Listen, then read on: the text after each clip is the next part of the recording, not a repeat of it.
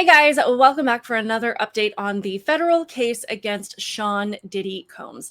This is not just about listening to testimony of kinky Hollywood stuff going on that we might not agree with but have no room to judge. This is about abuse, a clear pattern of violence, and laying the foundation for Diddy's control. That it seemed like no one was out of reach for him if he wanted them in his world, and that he really truly seemed to feel that he was untouchable. So we're going to get into how far did Diddy's power reach and how did he get away with this for so long? Because I want to know who was protecting him. Because the more we hear from more people, it is becoming harder to believe that he acted alone. It doesn't seem like he could have. But when that reality starts to hit, the real question is going to be who should be sitting in that courtroom next to him. So we're going to pick up where we left off in my last update. But first, I would love it if you would hit the thumbs up button on this video and subscribe to my channel, and also turn on the notification bell so that you never miss an upload.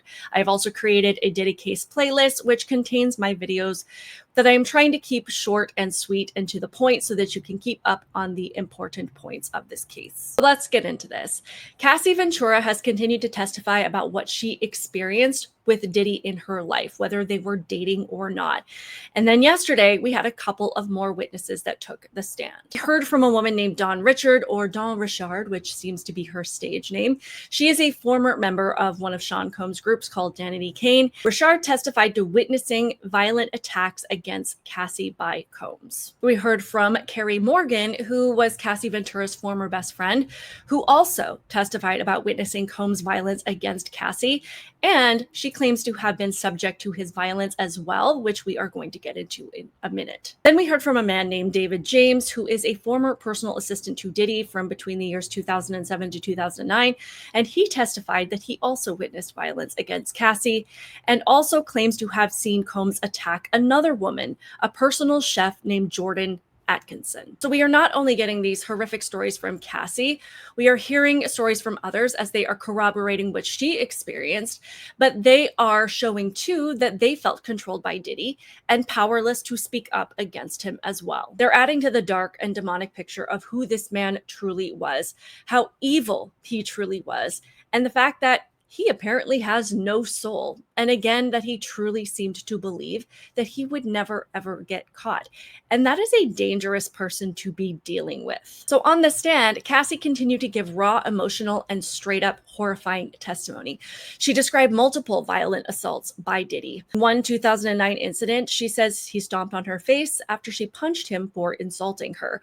From another incident in 2011, photos of bruises on her butt and thigh were shown to the jury, and she told them, "This is so you remember." Ventura also accused Combs of violently SAing her in 2018 after their breakup. It was after a dinner where she attempted to end their relationship, which is just one of many incidents that highlighted the ongoing control that Combs allegedly exerted. We continue to talk about these freak-offs, of which Cassie admitted that she took part in hundreds of times. She admitted that initially she did agree to these things, but as time went on and as the requests got more extreme and as this really started to take over her life, and that this was clearly 100% for his pleasure, regardless of what anybody else wanted, she felt trapped, too scared to say no, fearing violence or blackmail. And in my opinion, there's no way to argue that these fears were not legitimate, especially coming from a man who, as I've said, felt untouchable, and that, as we're going to find out through his interactions with probably everyone,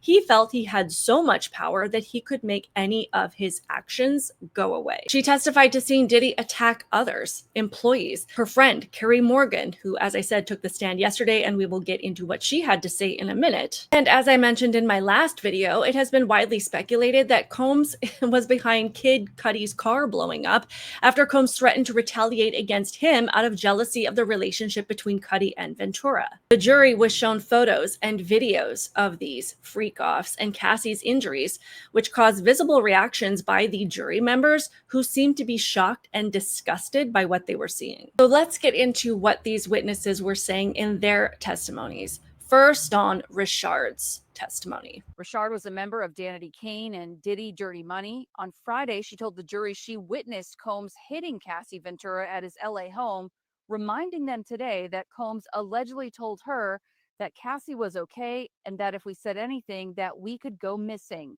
She told jurors she would frequently witness abuse of Ventura. He would punch her, choke her. I saw him kick her, she testified. She also testified some members of Combs' staff were present during these incidents. At one restaurant, she alleges Combs punched Ventura in the stomach and that a few celebrities were there, including Usher. Richard described seeing Combs with a handgun on his person in the studio and at clubs. She also said after she no longer worked for him, he would call or other employees of his would repeatedly call if she didn't answer. So yes, Don Richard testified that Diddy told both her and actually this other band member that was there, her name is Kalena something, I'm sorry I didn't get her last name, that if they mentioned what they had witnessed, that they might go missing if they spoke up. Now, unfortunately, Dawn was supposedly ripped apart by the defense because she has changed her story a few times over the years.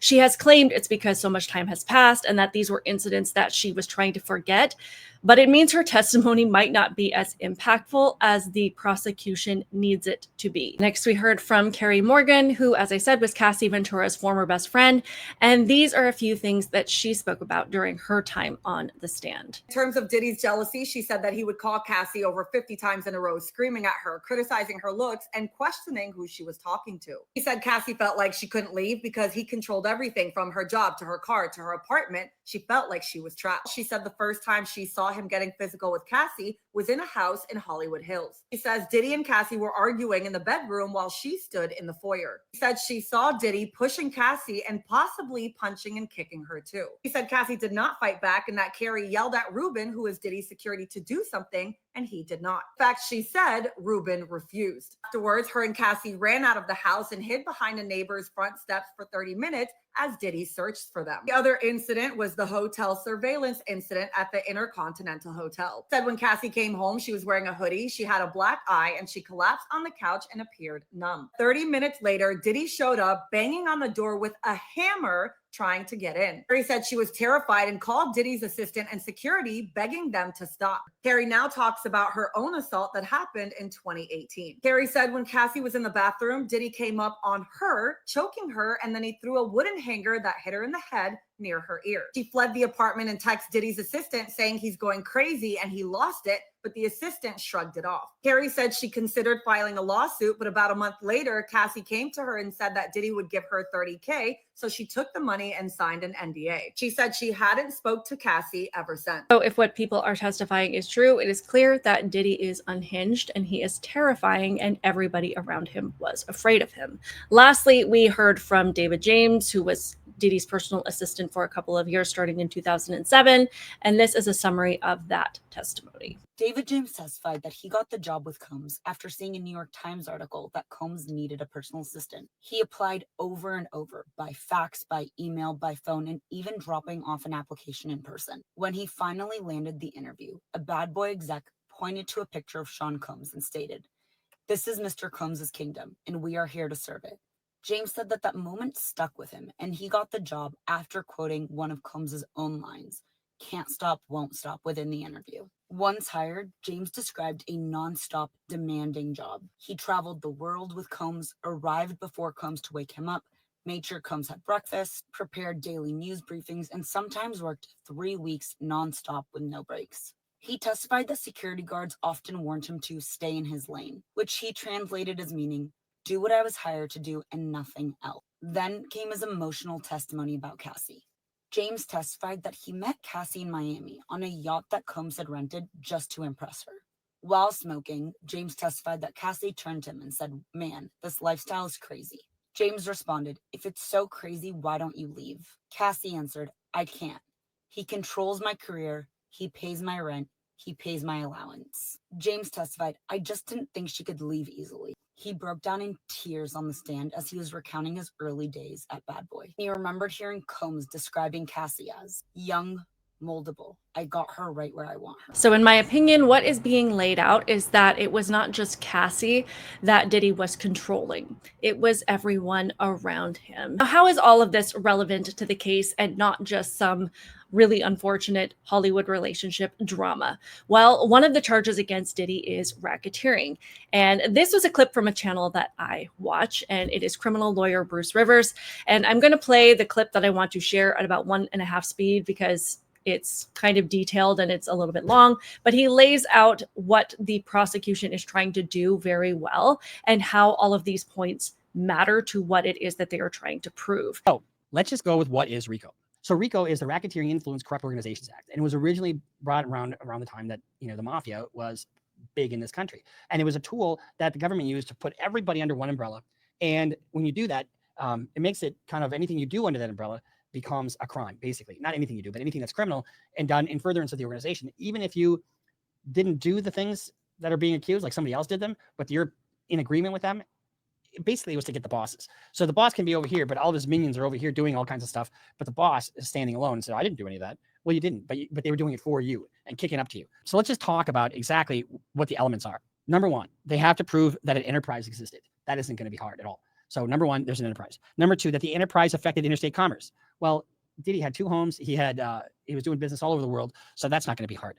Number three, that the defendant was associated with or employed by it was his enterprise. So number three, you've already got that done. And number four, the defendant engaged in a pattern of racketeering activity.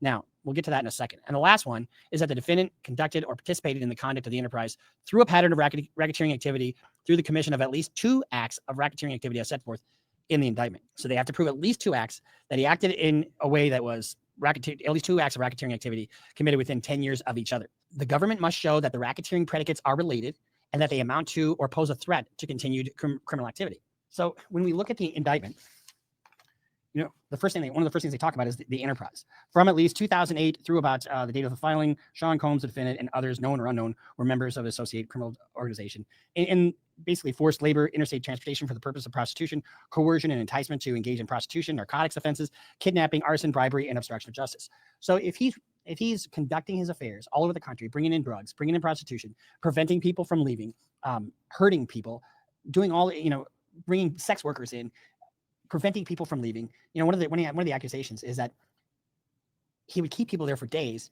after being abused for days to let them heal so that when they left, they didn't have any scarring, that kind of thing. And that's kidnapping. It's just stone cold kidnapping. So then they talk about, so they got the enterprise and then the purpose of the enterprise, operating a global business in the media, entertainment, and lifestyle industries, including, among other things, record labels, recording studio, an apparel line, alcoholic spirit business, marketing agency, and a television network and media company. There's no question that they've got an enterprise, that they have a purpose of the enterprise. So then Combs and other members and associates of the Combs enterprise wielded power and prestige over Combs' role at the business to intimidate, threaten, and lure female victims into Combs' orbit. So one of the things, so you've got the actual physical side of things, and then you have the coercion side of things. So he was a media mogul. I mean, he just was. He had power, influence. And, like one of the things that, Cassie testified about was she felt she was powerless. And he held all the cards. He controlled her every move. He controlled her financially. He controlled her physically. He controlled her career. He controlled her at all different levels until she finally had enough and left. And here's why the other thing that bothers me about this whole indictment, I can't believe there aren't more people being charged because he didn't do this by himself. The only way people get out of being charged is by becoming witnesses. And I can understand that that's only one of the charges, but we can see why all of these details matter. And the part at the end is what really stood out to me when he says, I can't believe he is the only one being charged, which brings us back to the beginning. Who is protecting Diddy? Who was backing him? In my opinion, there is no way for him to have gotten away with the level of crimes that he was committing and to have the level of power that he had over so many people while being one of the most famous people in the world without protection from others who had more power than he did. Those are the things that I am listening for in this case. I am not just indulging in some really extreme relationship drama and an extreme case of DV. We're hearing from victim after victim who were forced to comply with Diddy in a number of different ways, whether it be through participation in his crazy parties or being forced to stay silent. And you can't control that many people without help and without a purpose for that control. I'm hearing a case of limitless power that can only be accomplished if there is power coming from multiple different sources. And I want to know who gave Diddy that power and why.